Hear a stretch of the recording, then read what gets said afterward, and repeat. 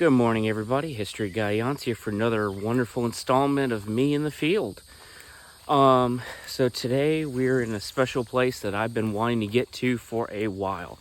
No doubt, if you've been a fan of the channel for a number of years, or just recently, you've seen I've done Battle of Olustee videos of where we're on the field fighting and everything and all that. Well, today I finally got a chance to take a side trip over to where those federal soldiers were trying to get to, and we're stopped at Olustee. Today I am at Suwannee River State Park and walking up the boardwalk right now to check out the earthworks that would have protected the railroad bridge and crossing that the Confederate soldiers were using to transport supplies out of Florida. I mean, it doesn't look like much compared to other forts like McAllister and Clinch and Blakely. It's a small installation, but it's really cool nevertheless. I mean, to find small fortifications like this in Florida, I mean, you know, you get your bigger masonry forts, but smaller earthen forts, especially when, you know, consider trying to construct this stuff in sugar sand and all that, would have been a feat of shovels and wheelbarrows and hours of manpower. This position would have held several artillery, or a couple artillery pieces, and a garrison of soldiers.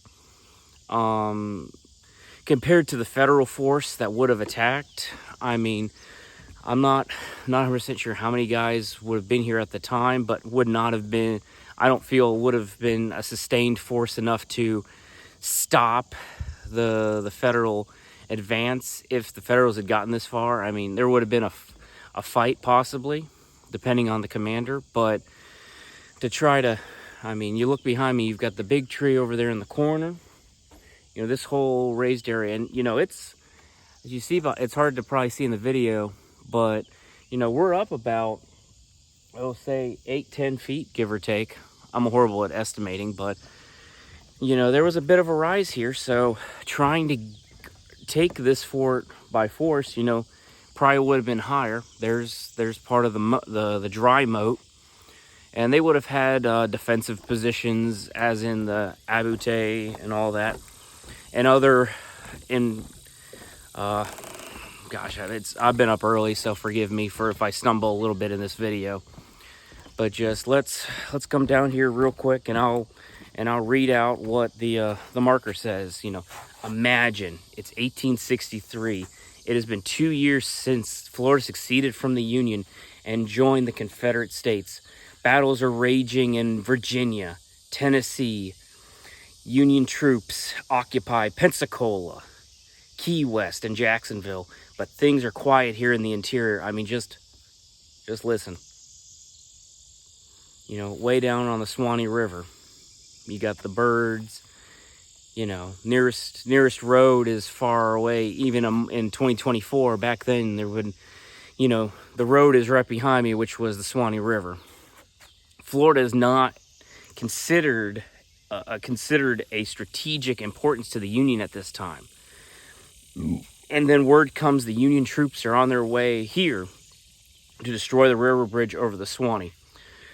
So you've got, Florida did not become a huge thing till mid-1863 when Vicksburg fell. Vicksburg was a key position because it kind of was sitting on the dividing, because it was kind of the Gibraltar of the West, holding the Mississippi River from federal incursion. You know, federal ships had been able to go up the Mississippi, but they would have to go under the guns and around the guns of Vicksburg. And once Vicksburg fell, pretty much the Mississippi fell, which pretty much locked off or took Texas and all the beef out of the Confederate hands. Then Florida, with our smaller beef production in comparison to Texas, became a major thing the Confederates needed. You know, if you're going to feed your troops, you got to have food. And when your biggest supplier of beef goes away, you got to go to your second biggest supplier.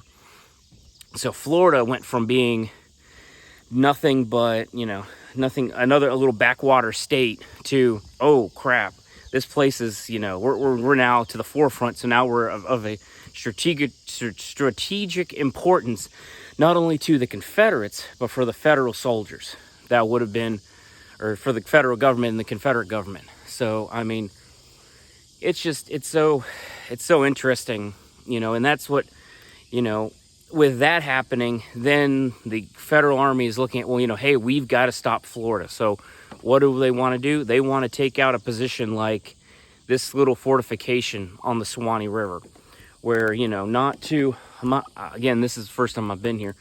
I'm guessing somewhere close by would have been the, historically in eye shot of the fort, would have been the railroad bridge, where it would have been a main supply line going out, in and out of Florida. Plus, I'm sure in this area there would have been ferry crossings, the shuttle guys across, shuttle supplies and equipment across the river. So this was a key position. So when Seymour started his march from Jacksonville, this was the goal, was this location right here, where, take this out and then you're taking out a huge crossing point for the Confederate Army to get their supplies. So this is really cool to finally make it to this little area that, this little spot on, and, in comparison to the overall greatness of the war in spectrum and size.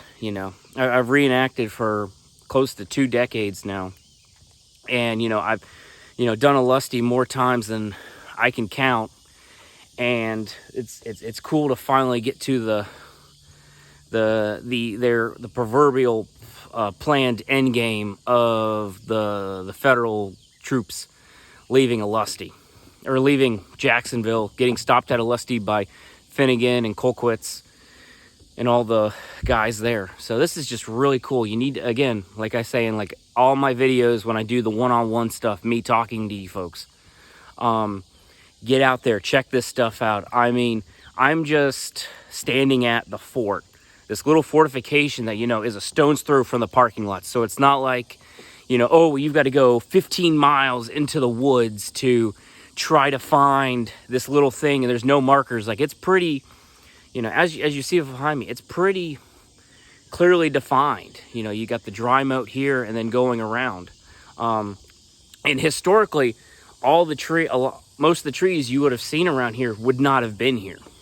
It would have been a cleared out position so that you can observe any kind of movements coming in from any kind of attackers. So this would have been quite a position in comparison to the area. So it's just cool. It gets me giddy that, I'm finally able to get up here and check this out. So I'm going to be checking out some more stuff. So it's just cool. Finally get up here, get out there, check out your history, visit those sites, make those memories, get out there, because, as we see a lot in history nowadays, once it's gone, it's gone. Once it's gone by the wayside, it's gone. I mean, I was reading up to come up here today, and they had actually a natural feature called balancing rock that, was here for decades because of erosion and just the way the water was moving and everything. And it's gone now because it finally eroded to the point where it collapsed. So, there's something that, people who've lived up here for years have had a chance to see, but somebody like me who doesn't live up here, who gets up in this area every once in a while, will never get a chance to see. Something not related to the fortification, but just really cool. And, since I'm on a roll and everything, here's some cool, just some cool steamboat stuff that they've got not too far away from the, extend this out, check this out. This cool pieces of a steamboat that would have been going up and down the river here. It's awesome. Get out here and see this stuff. Yeah, some people would say, oh, it's just a hunk of junk. It's just a piece of rusted metal. But, this is history. This is part of our culture, part of what we we would do back in the day. I mean, this is what built America. You know, you see these TV shows about, you know, made in America, the making of America and everything. This is the stuff that was doing this. This was the stuff that helped America move forward, helped our ancestors move forward, helped people who came to this country with nothing and fought tooth and nail and clawed their way out of whatever misery they came into, whatever squalor they came into, and became the people that they would become through destiny and through hard work and dedication to the cause of what they were, the vision they had. So again, get out there, check out these historical places before they're gone, and, you know, have fun. Get out there, get out in nature, get out there and visit historical markers, historical places. I mean, how many brown and green signs for historical places do you see driving in your travels? You know, we find ourselves too busy to go do this stuff. Let's take a chance. Go out there, visit your state parks, get a state park visitor pass. You know, for Florida, you know, we've got a family pass because we'll go as a family places. You know, it's for one lump sum, you get a year of basically unlimited visits to these parks. So get out there, adventure, help support these places, because again, visitors, the parks look at the visitors and how many people are visiting these places. Like I've said before, there's parks that receive like 3 or 5 visitors a week in these little backwater places. And, you know, I mean, how many people do you think visit this wonderful little fortification in, you know, in a week, in a day? You know, I may be the only person that's out here today. So just get out there, support these places, because once they're gone, they're gone. And we can't, once things are gone, it's next to impossible to get them back. So, History Guy Yance signing off on another adventure. See you in the next video. God bless.